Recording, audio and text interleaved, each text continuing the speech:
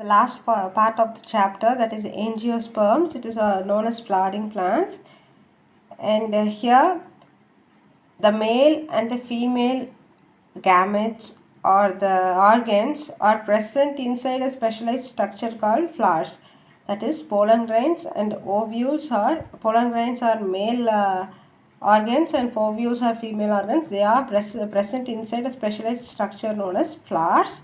And here the seeds are covered by fruits. That is, ovule is covered by ovary.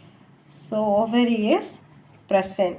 So the plants live in various habitats like xerophytes, that is, they live in extreme dry conditions, or mesophytes, they live in normal habitats, or hydrophytes, they live in water.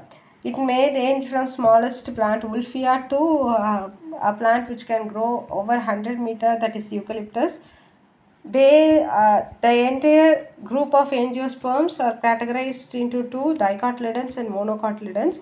So dicotyledons are plants with two cotyledons, and it has a reticulate venation. That is, the venation is net-like. So inside the leaf we can see the lines are running like a net, that is reticulate venation. And taproot, it will have a center prominent root from which arises secondary root, from which arises tertiary root. So it bears two cotyledons, taproot and reticulate venation. Apart from this, so you will be reading a new term. So when we are seeing the plant families, I will discuss about this in detail. Now you just learn this. So inside the flower you can see some members.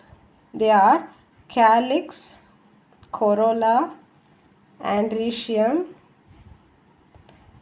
gynoecium. Already you have learned sepals, petals, stamen, pistil, right? So it is the other name. Calyx are sepals, corolla are petals,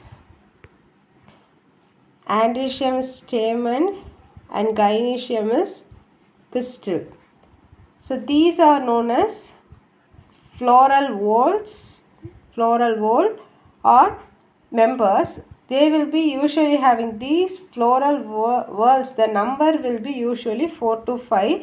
That is, it is either tetramerous, tetra means 4, or pentamerous, that is 5. So calyx, if you take sepals, there will be either 4 or 5 sepals. If you take petals, there will be 4 or 5 petals, like that. So it will be either in the number 4 or 5. So now let's see the other group, that is monocotyledons. It will have only one cotyledon and the lines will run in parallel, hence the venation will be parallel here. It will have fibrous root, that is, it doesn't have any categorization into primary, secondary or tertiary roots. So it has single cotyledon, parallel venation and fibrous root. Here the floral whorl usually have 3 members, that is trimerous. Tri means 3. Here the members are 3. The sepals will be 3, petals will be 3, like that. This you have studied in your 6th. This is the stamen, which is the male reproductive organ. It consists of 2 parts. The top one is anther and the bottom one is filament. And this is known as pistil, which is the female reproductive part. It has 3 parts: stigma, style and ovary. Inside the ovary we will have ovule. So this ovule and this anther bears the pollen, and this ovule bear a megaspore mother cell which is diploid. If it is entering the gametophytic stage, that is, if it is producing any gametes, it should be haploid only. So it will undergo meiosis, in which it will produce 4 haploid megaspores. Of the 4, 3 will disappear or degenerate, and only 1 will develop into an embryo sac. So this is the structure of embryo sac. The top 3 and the bottom 3 cells will be there. In between 2 cells will be there. The top 3 are known as antipodal cells. The middle 2 are known as polar nuclei. The center one in the bottom is the egg. This is the main thing.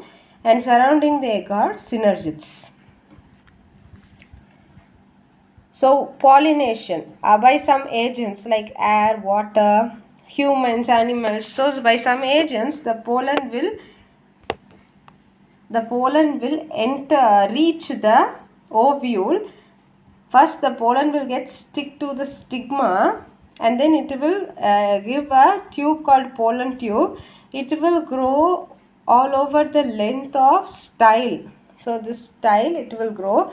So the pollen will land. It will leave a tube which will grow in length equal to the length of style, and it will enter the ovule. So inside the ovule, we have seen this is the embryo sac.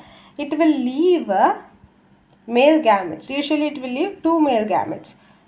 So already we have seen here one egg is there. Here we have 2 polar nuclei. This 2 polar nuclei will fuse to form diploid secondary nucleus. So since 2 nuclei are fusing here, the condition will be diploid. So the male gametes after meiosis, the condition will be haploid. One of the male, I said the pollen tube will release 2 male gametes. So one of the male gamete will fuse with the egg to form zygote, which will later develop into embryo. The embryo will develop into the new plant, and this fusion between egg and male gamete is known as syngamy. The other male gamete, it will fuse with polar nuclei. So already the male gamete is haploid. This polar nuclei is diploid. So here there is a combination of 2n plus n, which is 3n. This is known as triploid. And fusion between secondary nucleus, that is which is formed as a result of fusion of 2 polar nuclei. The fusion between the secondary nucleus and the male gamete will lead to the production of primary endosperm nucleus, which is known as PEN, primary endosperm nucleus.